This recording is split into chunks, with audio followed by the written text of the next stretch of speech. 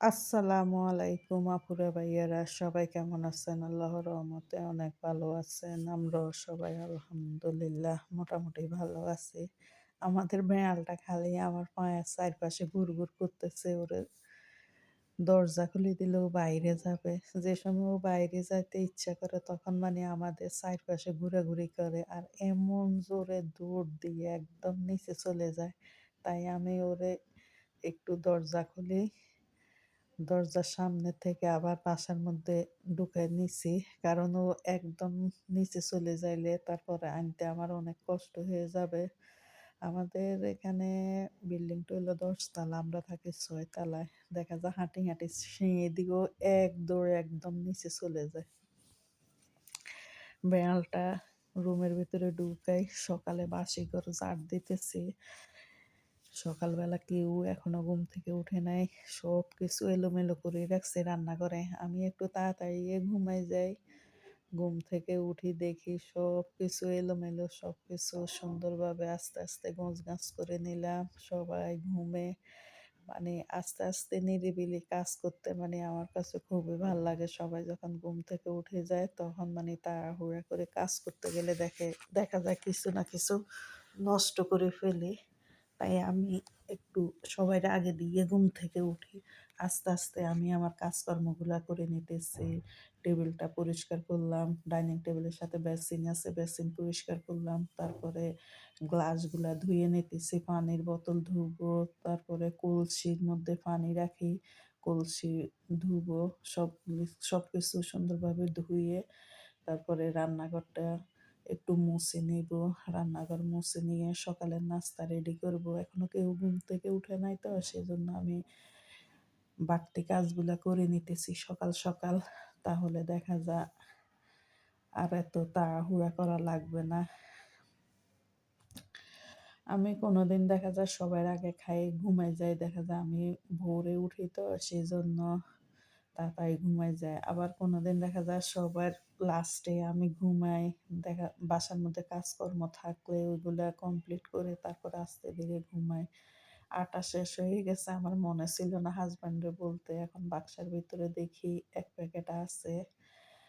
তাই আটাগুলা পটের ভিতরে ঢুকাই নিতেছি। আমাদের মানে প্রত্যেকদিন সকালবেলা আটা রুটি বেলি।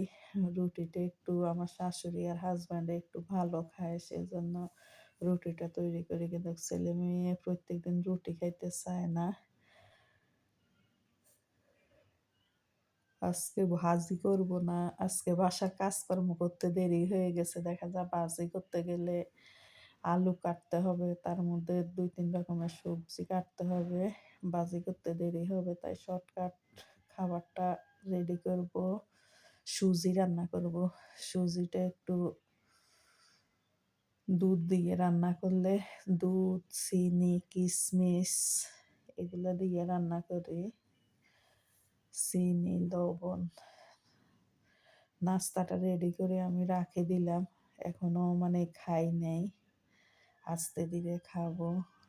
নাস্তা রেডি করেই রাখে দিছি সবার সাথে। আমিও একসাথে খাবো। আর আমি সকালবেলা ঘুম থেকে উঠি আমি একটা ডিম আর মানে একটা খেজুর খাই।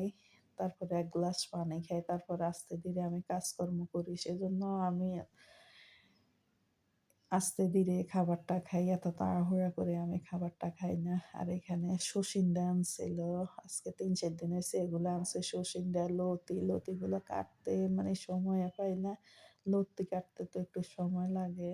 তাই শর্টকাট খাবারটাই রান্না করি। এগুলো সসিন্দা দিই, ডাল দিই, হেলেন ডাল দিয়ে, নারিকেল দিয়ে, চিংড়ি মাছ দিয়ে রান্না করলে কিন্তু খুবই মজা। জানি না কেউ খা মানে খেয়ে রান্না করে খাইছেন কিনা, কিন্তু আমরা নোয়াখালীর মানুষ এভাবে রান্না করে খাই। কিন্তু সবসময় রান্না করি না। আজকে কি হঠাৎ করে ইচ্ছা করলো যে সসিন্দা দিই, ডাল দিই, নারিকেল দিয়ে রান্না করি। আমার মা, আমরা যখন ছোট ছিলাম তখন আমার মা রান্না করতেও দেখতাম। অনেক মজা লাগতো। এ ফাঁকে দিয়ে সবাই খাইতে টেবিলে চলে আসছে। আর আমি রান্না করার সব কিছু গোছগাছ করে রেডি করে রান্নাও বসাই দিলাম। এক চুলায় ভাত বসাইলাম, এক চুলায় চা বসাইলাম। চাটা সবাই খায় না। আমি, আমার শাশুড়ি আর আমার হাসব্যান্ড আমরা ৩ জনে চা খাই। আর আমি প্রত্যেকদিন খাইতে হবে এমন কোনো কথা নাই। কোনোদিন ভাল লাগলে খাই, কোনোদিন ভালো না লাগলে খাই না। এখানে আমি ডাল আর সসিন্দাটা আগে দিয়ে সিদ্ধ করে নিছি। অনেকদিন পর রান্না করতেছি, কিন্তু দেখে অনেক সুন্দর লাগতেছে। জানি না খাইতে কেমন হবে। এখানে গরুর মাংস রান্না বসাইতেছি, মশলাটা ভালো করে কষায় নিলাম। আর এখানে সবজির মধ্যে একটু পেঁয়াজ দিয়ে ভাগার দিতেছি। সবজিটা অনেক সুন্দর দেখা যাইতেছে। ডাল দিয়ে রান্না করছি তো, ঠান্ডা হইলে বসি যাবে, সেই জন্য একটু পাতলা দেখা যায়। আর এখানে আমি পেঁয়াজ, তারপরে রসুন বাটা, আদা বাটা, মাংসের মশলা, এলাচ, দারচিনি, তেজপাতা, লবণ, এগুলা দিয়ে আমি মশলাটা ভালো করে কষাই নিয়ে এখন মাংসটা দিয়ে দিলাম। ও লাল মরিচ, তারপরে হইলো একটু জিরা, একটু মৌরি, এগুলা পেঁয়াজের সাথে একটু ভাজি করে নিলাম আস্ত আরে।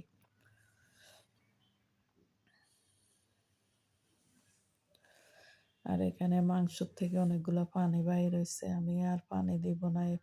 এই পানির মধ্যে মাংসটা আস্তে আস্তে আগুন দিয়ে সিদ্ধ করে নিতেছে। মাংসটা আমার বাসার মধ্যে মানে বেশি খাওয়া হয় গরুর মাংসটা।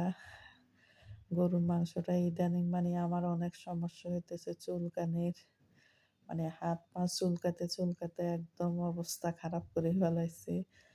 তারপরও মানে ২-১ পিস খাই, বেশি খাই না আমি না হলে ১ পিস, না হলে ২ পিস, এরকমই খাই আমি। কিন্তু চুলকাইতে একদম হাত পায়ের অবস্থা তো খারাপ। তার মধ্যে রাত হইলে মানে জ্বলার জন্য ঘুমাইতেও পারি না। চামড়া উঠে ফেলছি তো সেজন্য। এখন আমি মাংসটার মধ্যে গরম পানি দিয়ে দিলাম।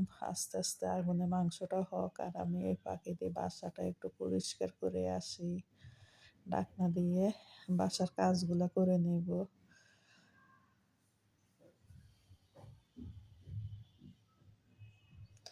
সারাদিন আমরা মহিলারা যতই কাজ করি, কাজের কোনো শেষ নাই। কোত্থেকে যে এত কাজ আসে একমাত্র আল্লাহ মাহবুদ জানে।